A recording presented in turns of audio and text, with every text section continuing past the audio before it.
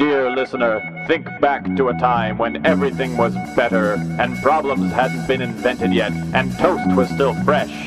That time is now. Today we're going to be looking at nostalgia. Yes, that wonderful form of selective amnesia mixed with homesickness, which generally causes you to stare out of windows wistfully and buy useless shit that reminds you of a time before you became aware of your own mortality. But man, we are living in a real jet-set age where any modern man or woman has to make the most of every moment they can. So in this episode, I'm going to help you figure out which is the best form of nostalgia for you. First, we have our plain vanilla brand of nostalgia, in which you spend time in the present thinking about nice things from the past. We're all pretty familiar with this type though, so I'm not going to go on about it too much, except to mention that you should probably take it a little more seriously than you already do. Why? Because about 150 years ago, people used to die from nostalgia. Yeah, death. And I'm not talking about malnourished Victorian factory children here either. I'm talking about Swiss mercenaries. Yep, from the late 1700s through to about 1850, Swiss mercenaries fighting in France and Italy were often medically diagnosed with nostalgia for their homeland. The usual treatment, of course, was to send them back to Switzerland, but this was pretty inconvenient for their employers. So to try and prevent this from happening, anybody who employed Swiss mercenaries would ban them from singing the Cure, a song which, in a nutshell, got a bunch of soppy, sentimental soldiers even more soppy and sentimental for their homeland. Now, I've been told this is not entirely dissimilar to how the government has placed a ban on me singing show tunes, as they also inspire undesirable emotions. Hello, my baby, hello, my honey, hello, my ragtime gal. Send me a kiss by wire, baby, my heart's on fire. If you refuse me, honey, you'll lose me, then you'll be left alone. Oh, baby, telephone.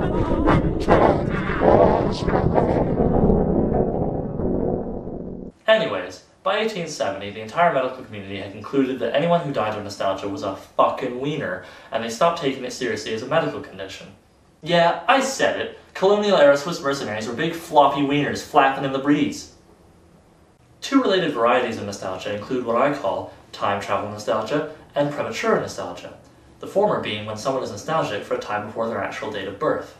Time travel nostalgia only really works well for people who don't actually know that much about history, since if you do, then it's kind of hard to get nostalgic for the good old days, when women were barely considered people, it was illegal to be gay, and dinosaurs couldn't even vote.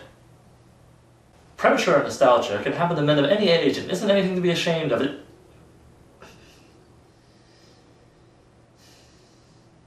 Premature nostalgia is, of course, when you're getting nostalgic for something that isn't even over yet, like so many teenagers that hope their teens will never end because of the steadily increasing pile of responsibilities they see gathering ahead of them. Now, the problem with this kind of nostalgia, of course, is it doesn't generally have a very long shelf life, as it only lasts as long as whatever you're getting ready to miss. There's also solastalgia, wherein you're homesick while still at home. That is to say, you're homesick for the way your home used to be. Symptoms include feelings of powerlessness and a lack of control over the changes taking place. Aside from that, we've got a few hyper-specific varieties like Yugo nostalgia, nostalgia for Yugoslavia, Augustalgia, nostalgia for the Soviet Eastern German nation, and Nosferatu nostalgia, which I'd like to think is fairly self-explanatory. My final thoughts on nostalgia?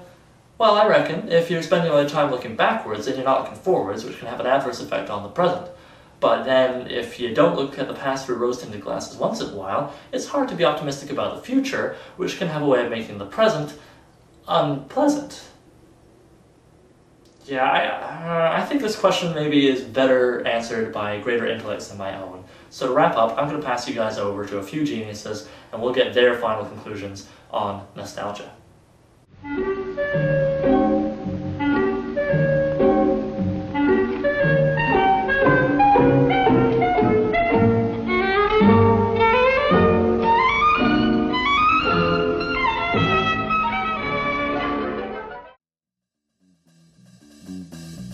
Oh man, remember that handful of minutes episode about nostalgia?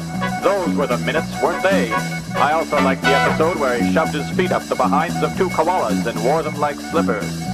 Now that's entertainment.